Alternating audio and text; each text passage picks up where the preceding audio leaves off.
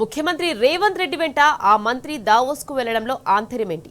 శాఖకు సంబంధం లేకున్నా సీఎం ప్రత్యేకంగా తీసుకెళ్లడంలో మర్మమేంటి? రాజకీయంగా ఇబ్బందులు తలెత్తకుండానా లేక వాటాలపై చర్చించే దావోస్ లో ప్రత్యక్షమవడం కాంగ్రెస్ పార్టీలో కొత్త చర్చకు దారితీసిందా? Let's watch the story.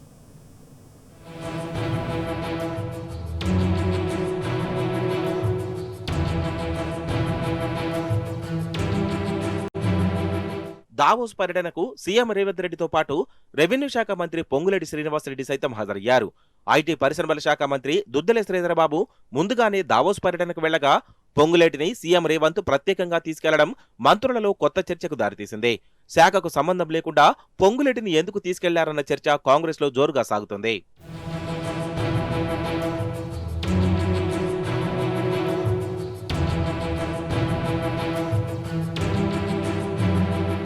మంత్రి పొంగులేటి దావోస్ పర్యటనపై కాంగ్రెస్ పార్టీలో రెండు రకాల చర్చ జరుగుతోంది.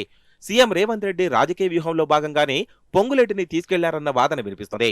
రాజకీయ పరమైన సమస్యలు తలెత్తకుండా ఉండేందుకే రేవంత్ తన వెంట తీసుకెళ్లి ఉంటారన్న అభిప్రాయం వ్యక్తమవుతోంది. మరోవైపు వాటాల పరమైన అంశాన్ని చర్చించేందుకు వెంటబెట్టుకుని వెళ్లుంటారన్న వాదన కూడా ఉంది.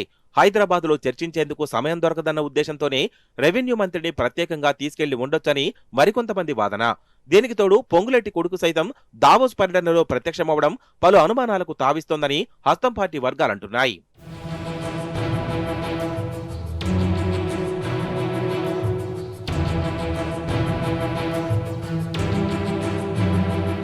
ఇటీవల సీఎం రేవంత్ రెడ్డికి మంత్రి శ్రీధరబాబుకు మధ్య గ్యాప్ ఏర్పడిందన్న ప్రచారం కాంగ్రెస్ పార్టీలో ఉంది.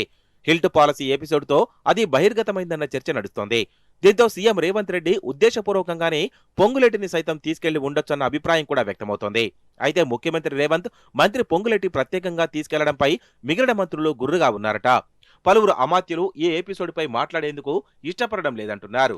ఎవరి శాఖ పనిని వారు చూసుకుంటారని, ఇతర అంశాలు తమకు అనవసరమంటూ సన్నిహితుల వద్ద వైరాగ్యంగా మాట్లాడుతున్నారని టాక్.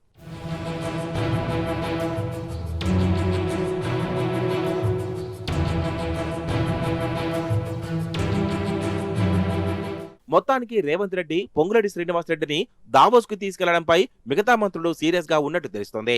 మరి ఈ వ్యవహారం ఎటువైపు దారితీస్తుందో చూడాలి.